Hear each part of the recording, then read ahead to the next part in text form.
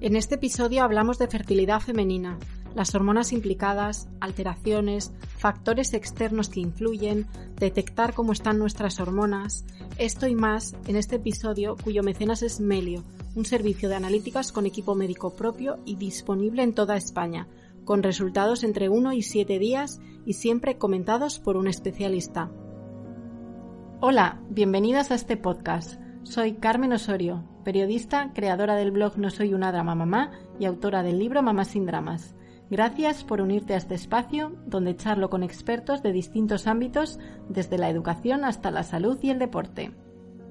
Hoy vamos a entrar de lleno en el mundo de la fertilidad de la mujer, tema sobre el que continúa habiendo mucho desconocimiento y del que parece que no nos encontramos de lleno hasta que decidimos ser madres. Para entonces no tenemos mucha información. Y para este episodio no cuento con una invitada, cuento con dos, con Isabela Matei, doctora en endocrinología y nutrición, y con Jimena, ginecóloga y obstetra. Bienvenidas a las dos. Hola, buenos días. Hola, buenos días. Bueno, pues vamos a empezar hablando. A mí sí que me interesa empezar un poco hablando del ciclo menstrual, ¿vale? Yo creo que una cosa que nos pasa mucho a las mujeres es que de repente nos encontramos con ese momento de que quieres quedarte embarazada y tú piensas que en cualquier momento del mes te quedas embarazada porque es lo que te han dicho siempre y resulta que no. Entonces, bueno, si podemos hacer una pequeña introducción de Jimena del ciclo menstrual y que nos expliques unas cositas básicas para que la gente se ponga en situación. Claro, es verdad que, bueno, yo en la consulta lo veo, ¿no? Que las pacientes no entienden realmente lo que es el ciclo menstrual y la importancia que tiene. El ciclo de la menstrual de la mujer es el periodo de tiempo en el que el cuerpo de la mujer se prepara para conseguir el embarazo. Y este ciclo, pues lo normal es que dure aproximadamente 28 días. Hablamos del primer día del ciclo, es decir, del día 1 del ciclo, que es el primer día del sangrado, ¿vale? En la primera mitad del ciclo se producen una serie de cambios que es lo que van a dar lugar a la ovulación, que es necesario para que se pueda producir el embarazo y que suele ocurrir en torno a la mitad del ciclo, en torno al día 14. En caso de que, bueno, en la segunda mitad del ciclo, lo que va a pasar es que el endometrio se va a preparar para recibir al embrión en caso de que se haya producido la fecundación, pero en caso de que no haya embarazo, se produce una bajada de los niveles de estrógenos y progesterona que va a hacer que tengamos la regla. Es decir, que se desprende ese endometrio que se había preparado para recibir al embrión. Este ciclo puede durar normalmente entre 21 o 35 días, dependiendo de la mujer, y los días de sangrado van a variar entre 2 a 7 días. Lo más frecuente es que una mujer que tiene ciclos regulares demos por hecho que esté ovulando, aunque eso no significa que esa mujer siempre sea fértil, porque influyen otros factores, que bueno, ahí ya nos podemos meter en todo tipo de factores, pero vamos, que podemos tener la regla y no ser fértiles porque a lo mejor los ovocitos no sean de buena calidad, puede haber también un factor masculino en ocasiones o otros factores, pero bueno, la calidad de los ovocitos, decir que sí que está influenciada sobre todo por la edad y que por ello se dice que a partir de los 35 disminuye mucho la capacidad reproductiva de la mujer. Porque, ¿qué hormonas están involucradas en la fertilidad de la mujer?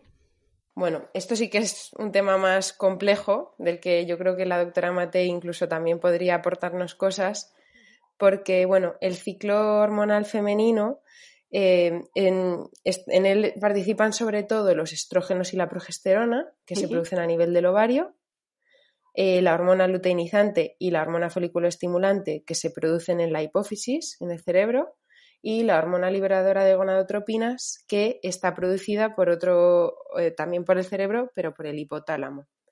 Para que el ciclo sexual femenino se produzca correctamente, dando lugar a la ovulación y a que se pueda producir el embarazo o la menstruación, es necesario que haya una buena coordinación entre todas esas hormonas.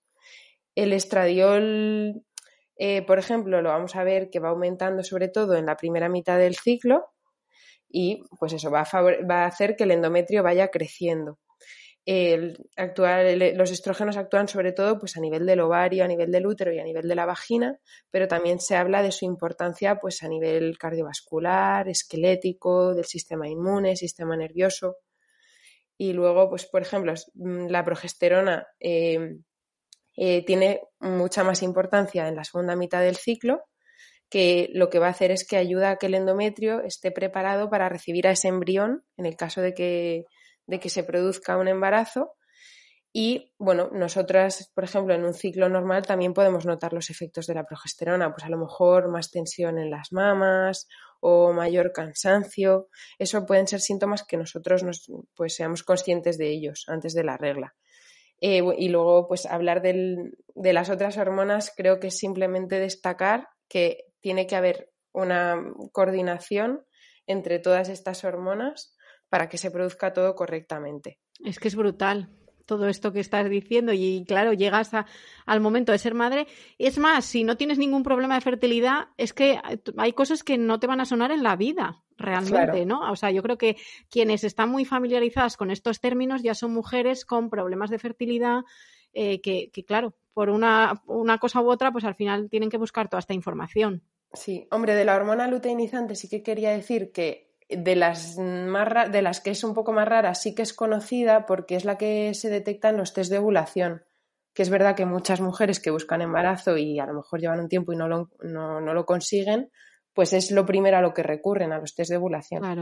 Claro, para saber en qué momento, porque esa es otra cosa, ¿no? Que no controlas tú, ¿no? Igual tampoco nos enseñan, ¿no? A controlar en qué momento sí somos fértiles, por eso que estamos toda la vida pensando que nos podemos quedar embarazadas en cualquier momento, ¿no? Y dices, que poco sabemos del tema realmente.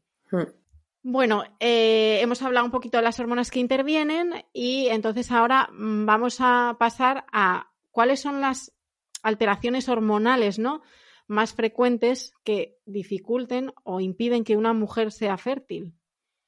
Bueno, pues como ya he explicado, habiendo hablado del tema de las hormonas, pues vemos que puede haber una alteración a cualquier nivel, ¿no? A nivel de los ovarios, a nivel de la hipófisis, a nivel del hipotálamo.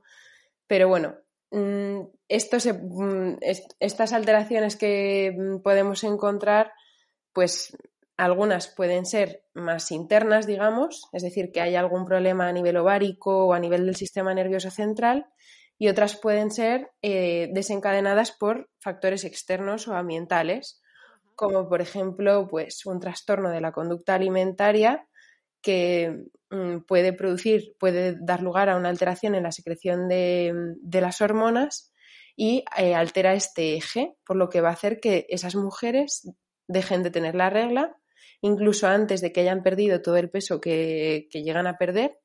Y aunque normalicen el peso, muchas veces les puede costar recuperar ese funcionamiento correcto de todo este eje. Una pérdida de peso brusca también puede provocar una alteración de este eje, aunque normalmente el pronóstico de estas pacientes es mejor, van a recuperar su ciclo antes. Y el ejercicio intenso pues también puede provocar una menorrea que decimos central, igual que las otras dos cosas, la pérdida de peso o los trastornos de la conducta alimentaria. Y eso pues influyen muchos factores. Por eso también podemos encontrarnos con pérdidas de la regla desencadenadas por el estrés o por la depresión, aunque esto no está tan demostrado y tampoco está claro cuál es el mecanismo. Ajá. Y nada. Yo estaba también pensando en esto que dicen de la baja reserva ovárica, el síndrome de ovario poliquístico. Claro, esos son términos con los que se encuentran algunas mujeres, ¿no? De repente, tienes una baja reserva ovárica, por favor, ¿qué es eso? O sea, no, cuéntanos un poco si esto relacionado un poco con, pues eso, con alteración hormonal puramente, ¿no? Que no venga de nada externo. Claro. A ver, lo de la baja reserva ovárica, que bueno, esto sí que es una de las cosas que se pueden valorar con uno de los test de Melio, por ejemplo, que es el test de fertilidad. Fundamentalmente nos vamos a fijar en los niveles de la hormona antimuleriana, ¿vale? Que es una hormona que nos va a orientar en cuanto al número de ovocitos que quedan en los ovarios de la mujer, ¿vale? Esto a los ginecólogos nos gusta y no nos gusta, porque a veces tú puedes orientar tu vida en función del resultado que te dé esa hormona y tampoco es eso. Porque aunque tú tengas unos niveles bajos, si ovulas, pues te podrás quedarte embarazada, aunque tengas una baja reserva. Esto hombre, es un poco para planificar. Y si es verdad que si te está costando quedarte embarazada, pues sí que es un dato que sí que nos va a ayudar más, también de cara a tratamientos y a cómo se va a responder a esos tratamientos. Pero bueno, que sí, el tema de la baja reserva ahora mismo está muy de moda por eso, porque muchas veces retrasamos la maternidad. Claro. Básicamente es que tú lo has dicho al principio, ¿no? A partir de los 35, ¡pum!, a que esto cae en picado y claro, muchísimas mujeres se plantean la maternidad ya a partir de los 35, incluso a los 40. También. Por ejemplo, las alteraciones de las hormonas tiroideas, que lo mismo, tiroides, o sea, hay gente que sí que le suena y otra que no nos sonó hasta que teníamos 30 años, ¿sabes? Pues sí, por ejemplo, nosotras sí que en la consulta, el tema de tiroides, también vemos muchísimas pacientes. Es una enfermedad bastante común. La tiroides es una glándula cuyas hormonas están implicadas en muchísimas funciones, sobre todo metabólicas. Y una enfermedad que es bastante frecuente y sí que se ha visto que se puede asociar a infertilidad es la del hipotiroidismo, que se llamaría. Quiere decir que tu tiroides funciona menos de lo normal. Entonces, esto hace que a nivel central, pues las hormonas del hipotálamo y de la hipófisis aumentan y eso puede producir un aumento de otra hormona que se llama prolactina, que esta también está asociada a infertilidad. Por lo tanto, entre las causas de infertilidad sí que habría que descartarla también, alteraciones. ¿Y se puede evitar el hipotiroidismo? Pues mira, generalmente la mayoría de las veces es debido a factores autoinmunes que no se pueden evitar, pero sí tratar, sin ningún problema. Lo que sí es verdad, hay veces que sí que puede depender de la falta de algunas sustancias, como por ejemplo el yodo. De hecho, antiguamente esta enfermedad era muy típica de la gente que vivía en montaña, porque no tenía tanto acceso, ¿no?, como hoy en día al pescado, al marisco, productos con yodo. Entonces, la falta de esa sustancia que es necesaria para que se produzcan esas hormonas, pues sí que podía inducir hipotiroidismo y asociarse de consecuencia a infertilidad. Y luego otras sustancias también que se han visto asociadas pueden ser el déficit de hierro, de selenio, todas sustancias que se contienen pues en la carne, en los legumbres, en la fruta, en los cereales. Por lo tanto, creo que el mensaje a transmitir es que lo mejor es tener una dieta equilibrada y variada para evitar de tener tanto excesos como defectos, ¿no?, de ciertas sustancias. Vale, luego hablaremos de la alimentación, porque bueno, yo quería seguir un poco metida en el tema de las hormonas y luego pasar un poco a los factores externos, que ya nos has explicado lo del hipotiroidismo. Sobre el síndrome de ovario poliquístico, Jimena, ahí me puedes tú hacer aportación, ¿verdad? Sí, bueno, el síndrome de ovario poliquístico es que es muy frecuente. Seguro que todo el mundo conoce a alguien o incluso lo ha vivido en sus propias carnes. Y bueno, pues tiene una prevalencia del 4 al 8% de las mujeres, que es mucho. Que no está mal, no. Y es la primera causa de infertilidad en mujeres. Y en algunos casos, pues estas mujeres necesitan recurrir a tratamientos de fertilidad. Consiste en un conjunto de síntomas y de signos, tanto clínicos como analíticos, que hacen que no se produzca la ovulación en la mayoría de los ciclos. Es decir, que muchas veces estas mujeres no van a tener la regla o a lo mejor la van a tener dos veces al año o 3 veces al año. Y fundamentalmente, bueno, nosotros en lo que nos fijamos es en la ecografía, vemos unos ovarios poliquísticos, vamos a encontrar estas alteraciones de la regla, es decir, pues eso, que no tengan la regla durante años o durante meses, o al contrario, que tienen manchados pues de 15 días de duración y luego están sin la regla 3 meses y otra vez vuelven a manchar, un poco de descontrol. En algunos casos son pacientes obesas o con sobrepeso, aunque no siempre es así. Y en estas mujeres en las que sí que hay una alteración del metabolismo y que tienen resistencia a la insulina, pues también es más frecuente encontrarnos con diabetes tipo 2 y alteraciones del perfil lipídico.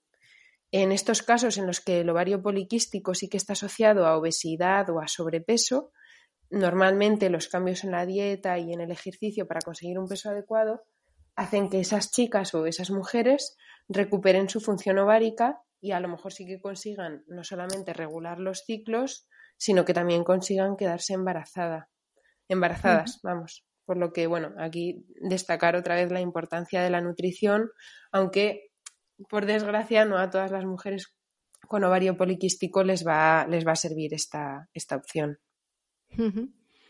Antes hablasteis de prolactina. No sé, hablabas de que era una hormona, ¿no?, que interviene en la fertilidad. ¿Para qué sirve esta hormona? ¿De qué manera influye?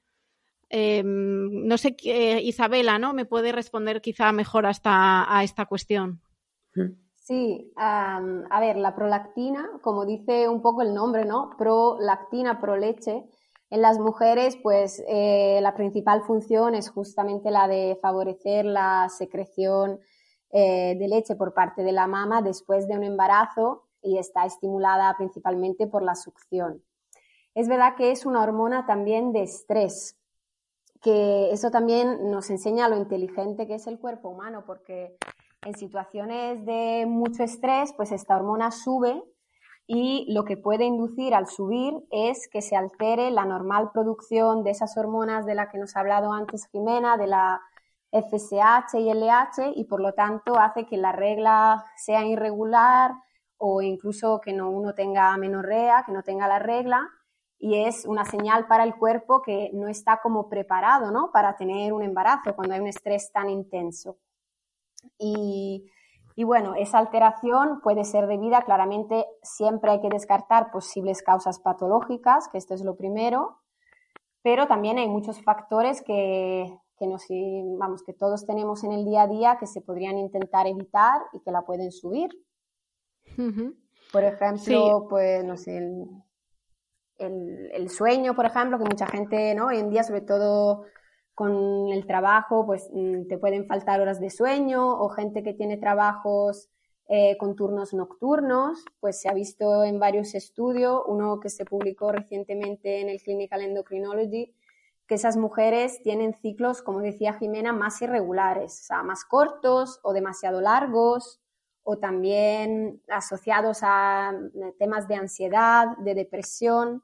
También se ha visto que se pueden asociar a una menor tasa de embarazos, aunque no a mayor tasa de abortos.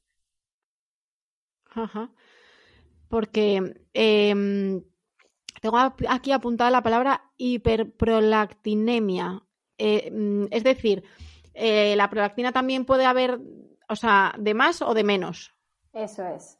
Generalmente el problema es cuando los niveles suben, o sea, la demasiados niveles de prolactina, porque eso induce pues una alteración en la producción de estas hormonas que regulan nuestro ciclo menstrual.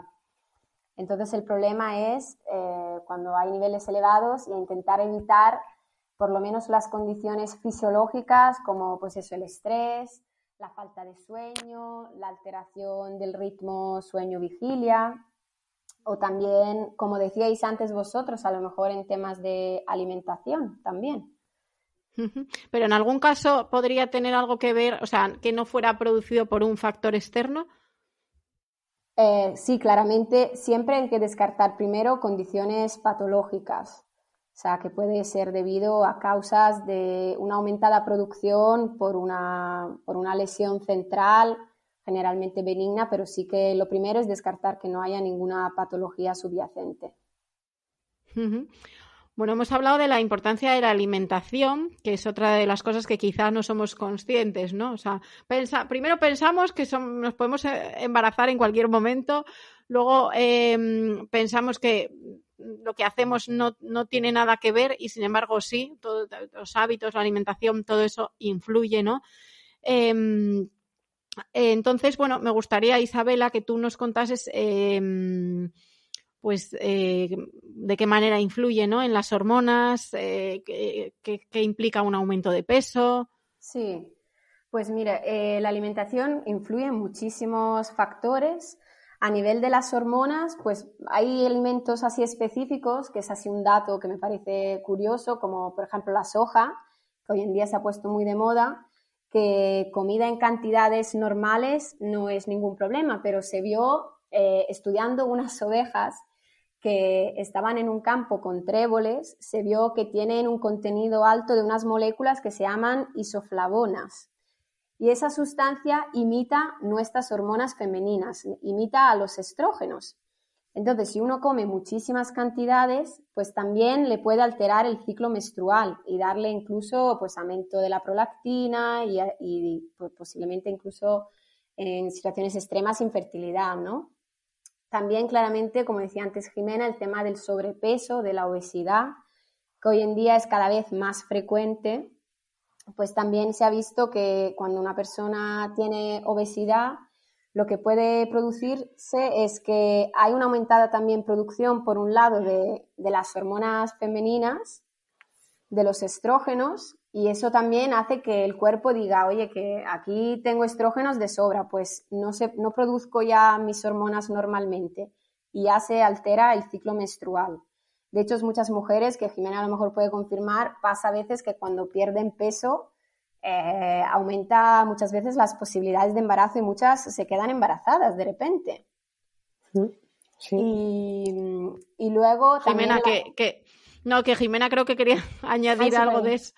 No, sí, que es así lo que decía, que un poco encaja también parecido a lo del ovario poliquístico, como que si se altera el eje y al final, controlando el peso, consiguen quedarse embarazadas. Por eso muchas mujeres en casos de infertilidad, pues la primera recomendación si tienen sobrepeso u obesidad sería esa, claro.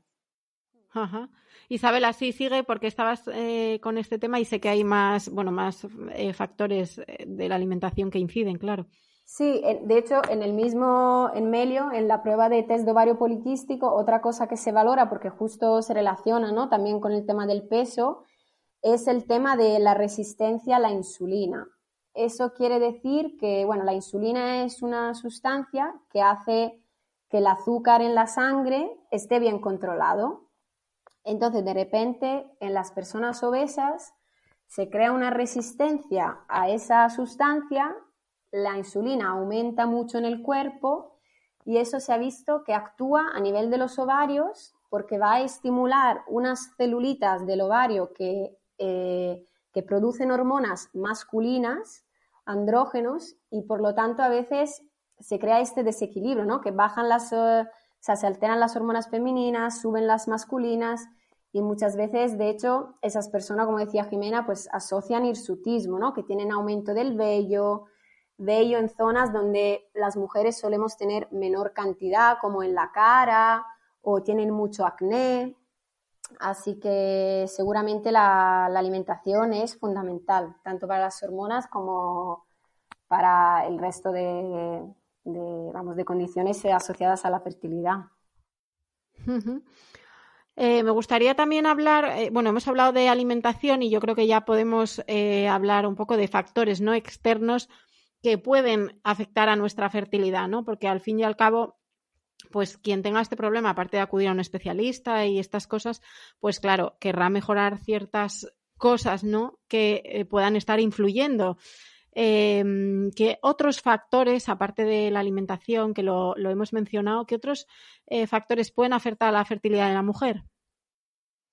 Bueno, pues puede influir eso, la alimentación, como ya hemos dicho, el tema del peso, que también hemos hablado de ello, ¿no?, la obesidad, que puede alterar un poco el eje y hacer que, pues eso, que también se estén produciendo ciclos sin que haya ovulaciones, y pesos muy bajos, que realmente lo que se produce cuando el peso es muy, muy bajo es que se inhibe completamente el eje. O sea, no es que haya una alteración, es que deja de funcionar completamente. Y luego, pues con el alcohol también se ha visto que tardan más en quedarse embarazada y que pueden ser con más frecuencia infértiles. En cuanto a esto, pues la evidencia no es tan clara, pero bueno, en cualquier caso, a una mujer que está buscando quedarse embarazada, siempre le recomendaríamos disminuir el consumo de alcohol, también porque durante el embarazo se lo vamos a prohibir. Claro, ¿no?, porque por el riesgo. Claro, es que lo del alcohol, o sea, es tan relativo en el sentido de que llamamos a un consumo de alcohol, porque la gente dice, no, yo me tomo una copa de vino al día o una cerveza. ¿Eso ya sería suficiente, por ejemplo? A ver, durante el embarazo ese consumo pues no lo toleraríamos en ningún caso.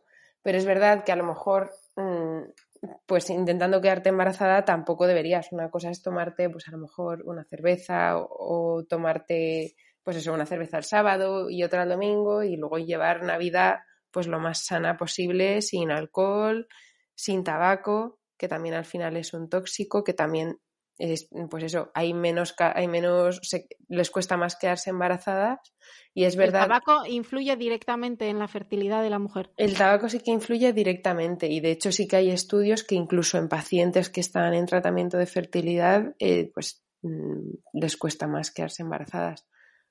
Porque eso sí que puede afectar, yo creo que tanto el alcohol como el tabaco, sobre todo lo que afectan es a la calidad del ovocito. O sea que el hecho de dar lugar a un embrión que vaya a dar lugar a un embarazo evolutivo, pues esos son tóxicos que no solamente afectan al ovocito, sino que también pueden afectar al endometrio, que es lo que va a albergar al embrión. Uh-huh. Es decir, que es un tóxico que está afectando en todo el proceso. Lo habéis visto, ¿no? O sea, que alguien haya dejado de fumar y quedarse embarazada. Tan radical no, la verdad. No. Vale, no, era por saber, a lo mejor me dices, no, realmente es que es quitar... No, o sea, lo del tabaco son sobre todo pues ensayos que se han visto de pacientes fumadoras y no fumadoras, pero es verdad que la que es muy fumadora es difícil que durante el embarazo lo deje totalmente, entonces es así radical que yo no lo he visto, la verdad, no lo he visto. Bueno, y entiendo que otro factor que influye mucho es lo que uno se mueva, ¿no? La actividad física, el ejercicio, A ver, cuéntanos un poquito más sobre esto. Pues esto también quería hablar aquí, yo creo que Isabela, pero sí. Yo lo que sí que he leído eso son estudios, pues que es verdad que pacientes que tienen mayor actividad física, pues sí que tienen mejores resultados en cuanto a fertilidad.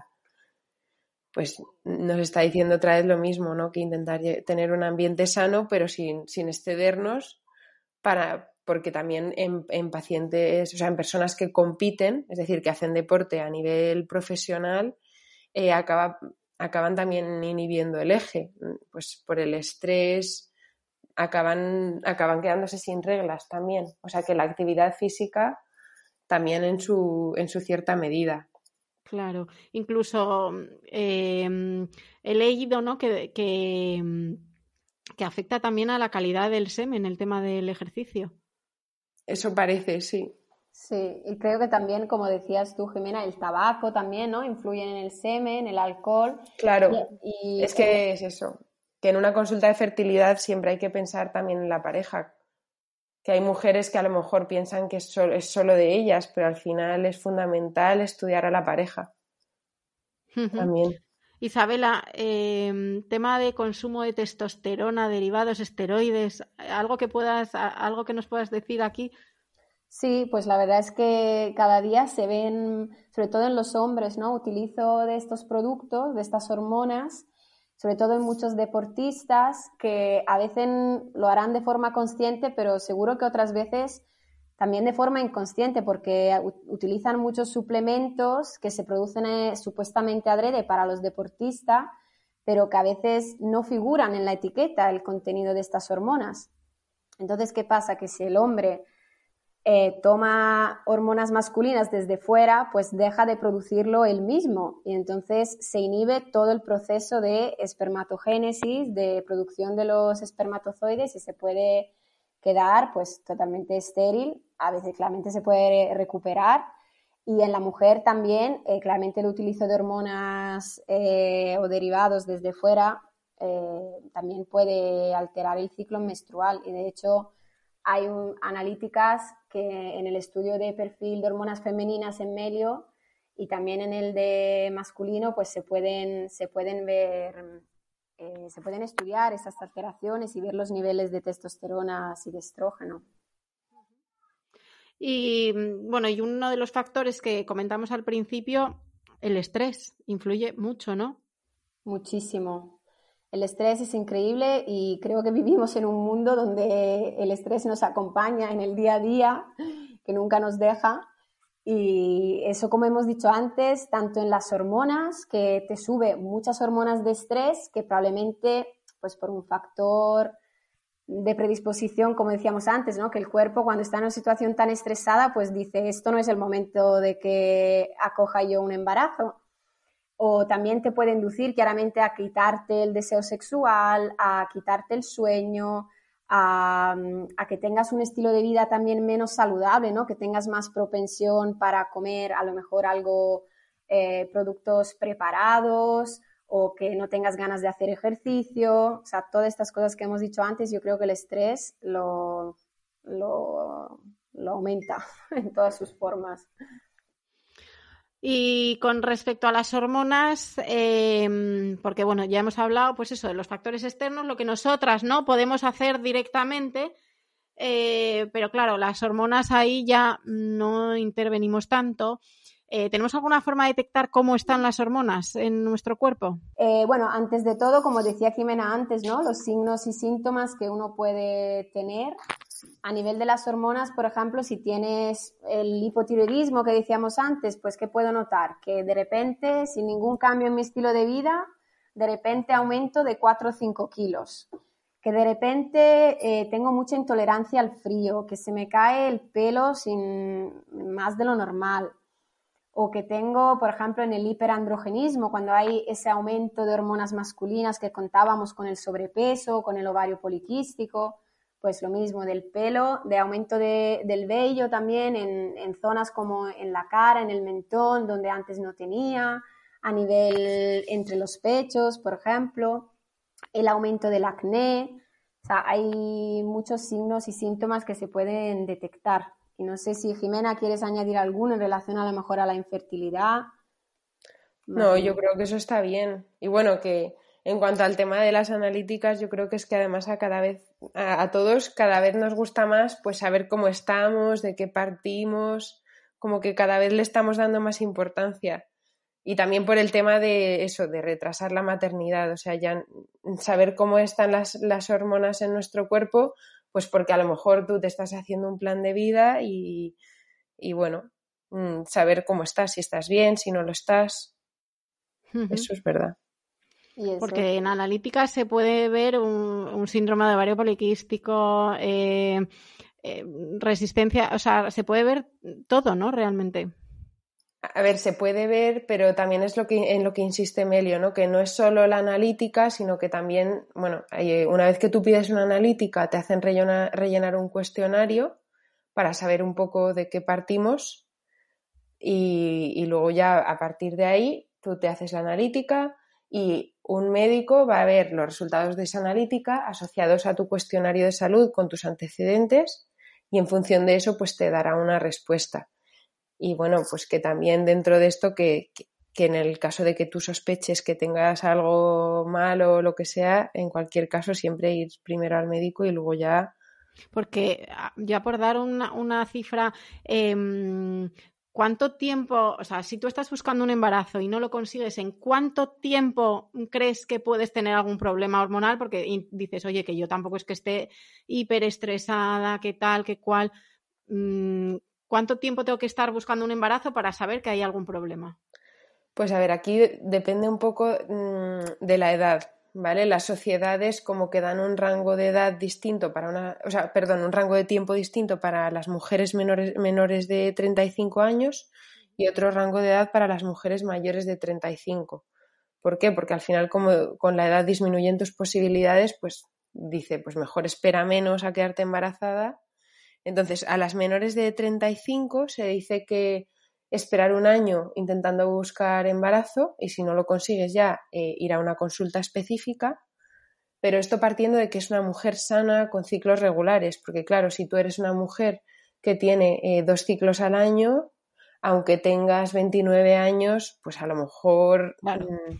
pues no te hace falta esperar tanto para pedir ayuda, porque ya partimos de que tampoco tienes unos ciclos regulares. Claro. Y luego, pues eso, si tienes más de 35, sí que ahí se recomienda a lo mejor pues esperar 6 meses antes de pedir ayuda. Sí, pero bueno, que con la edad también es la presión esa, ¿no? De decir, bueno, tampoco puedo esperar mucho porque es que cada año que pasa entiendo que se va notando, ¿no? Va disminuyendo las probabilidades de embarazo a partir de los 35 cada año van disminuyendo, ¿no? Claro, eso es. Sí, por la calidad bueno, de los como ovocitos, Melio es fundamentalmente. Claro, claro. Bueno, como Melio es el mecenas de este podcast, bueno, yo he probado lo de entrar en la web, comprar el test. No he podido hacerlo porque el de fertilidad hay que hacerlo si no recuerdo mal, entre el día 2 y 5 del ciclo. Es así, ¿no? Sí, de regla, sí. ¿Qué pasa ahí en esos días? Cuarto y quinto mejor, sí.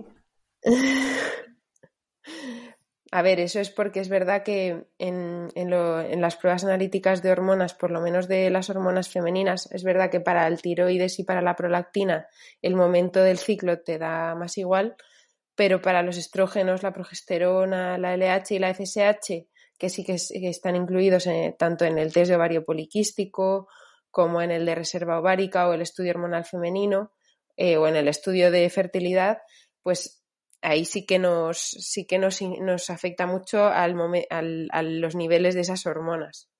Y es verdad que, claro, si te lo pinchas en otro momento, pues te puede alterar el resultado bastante. Claro. Lo único que no está influenciado por el momento del ciclo en el que lo hagas es la hormona antimülleriana. Vale, es que ya, o sea, para que veáis lo perdidas que estamos, o sea, esa hormona es constante.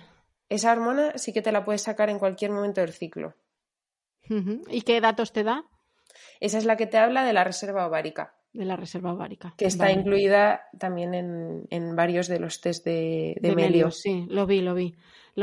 Yo más que nada quería probar un poco el procedimiento, ¿sabes? Cuando estaba la propuesta de hablar de fertilidad, digo, quiero probar el procedimiento, pues ese de entrar en la web, contratar el test, esperar al momento adecuado y que yo todavía no he podido por eso. Y luego tienes los resultados y vosotras, por ejemplo, los valoráis, ¿no? Sí, de hecho, remarcar que todos los test han sido diseñados por especialistas, por médicos especialistas, que solemos seguir las últimas guías clínicas y que si hay alguna actualización, pues también se actualizan. Y luego, pues según el test que se pida, pues lo suele revisar el médico especialista de esa área y como ha dicho antes Jimena, siempre lo interpretamos de forma individual, ¿no? Cada paciente según su historia clínica, según sus antecedentes, según el formulario que haya rellenado. De hecho, más información aporta el paciente, mejor. Y se redacta un informe y siempre que haya cualquier duda, el paciente se puede poner en contacto con Melio y preguntar. Vale, yo no sé si para terminar, bueno, como este tema, a ver, para mí es un tema delicado y yo siempre digo que claro, la que no ha tenido problemas para quedarse embarazada no es realmente consciente de todo el dolor y el proceso, porque oye, también hay un dolor, ¿no?, en todo ese proceso. No sé si queréis, para terminar, bueno, pues ya como vosotras estáis en estas áreas directamente relacionadas, dar algún consejo, y estamos hablando de la fertilidad de las mujeres, ¿no? A lo mejor consejo a las parejas, pero sobre todo consejo a las mujeres, ¿no?, que se están encontrando con problemas de fertilidad. Pues sí. A ver, esto es un tema un poco, como tú dices, es delicado, porque hasta que uno no se ve en esa situación, pues es un poco difícil de entender. Pero bueno, que sobre todo hay que animar a la gente y bueno, el que no encuentra el fin o que lleva muchas experiencias negativas, pues a veces también valorar hasta dónde hay que llegar. A veces es difícil ponerse límites y nosotras nos sacrificamos y seguimos y a veces pues nos toca tener que aceptar a lo mejor que no lo vamos a ser, aunque lo intentemos por encima de todo. Yo con las pacientes lo que pasa es que llegar a ese punto es muy difícil, ¿no? Ya. Siempre tenemos esperanzas y realmente es hasta lo el mejor. final, claro. Pero claro, el coste emocional, hay veces que dices, ¿hasta dónde, no? El coste emocional de este proceso merece la pena o no, claro. Es difícil y es verdad que nosotros, por ejemplo, un médico nunca te va a decir para allá, déjalo ya, pero bueno, que eso es muy, muy personal. Vamos, que yo animo mucho a las pacientes, que muchas lo conseguirán y que las que no lo consiguen, pues que tampoco se castiguen, porque al final uno se acaba castigando. Ya, está claro. Isabela. Sí, yo estoy totalmente de acuerdo con Jimena y creo que tiene que ser muy difícil no llegar a conseguirlo a pesar de todo lo que uno pueda intentar, y creo que con el tiempo, por otro lado, se tendría que también normalizar más el hecho de no llegar a conseguirlo, de que no sea una cosa, aunque comprendo que sea verdaderamente difícil, pero que hay muchas mujeres que se encuentran en esa situación, que uno no se note sola, la única, y que bueno, que también hay otras vías, ¿no?, para ser madre, y que ojalá que todas Sí, ¿no? lo puedan conseguir. Que ojalá todas lo puedan conseguir, ¿no? Pero que efectivamente, que llegado el punto, pues a veces en la vida hay que aceptar una situación que nos viene dada y que hay que intentar en la vida a lo mejor encontrar otros caminos, ¿no? Para la maternidad o para la no maternidad, ¿no? O sea, que la vida son muchas facetas. Así que nada, pues muchísimas gracias. Yo espero que este podcast es el más técnico que he hecho nunca. Sí, no, de verdad que es el más técnico que he hecho nunca, y además en un tema que yo no conozco, por suerte, porque no he tenido problemas, ¿sabes? Pero intento empatizar mucho con quien sí los tiene, los ha tenido. Sí, las pacientes sí que se lo aprenden, ¿eh? Todo. Es que es Sí. normal, claro. Llega un momento que en tu cabeza es un 24 horas, ¿no?, con el tema, y es que es lógico completamente. Así que, muchísimas gracias y hasta otra ocasión. Bueno, Gracias igualmente. Muchas gracias. Para aquellas que estáis luchando con problemas de fertilidad, todos estos términos os serán ya conocidos. Desde aquí, todo mi apoyo y cariño. Y para quienes sencillamente queríais saber un poco más de nuestra fertilidad, espero que este episodio os haya ayudado. Podéis escuchar todos los podcasts de Carmen Osorio en las distintas plataformas de podcasting. Hasta la próxima semana.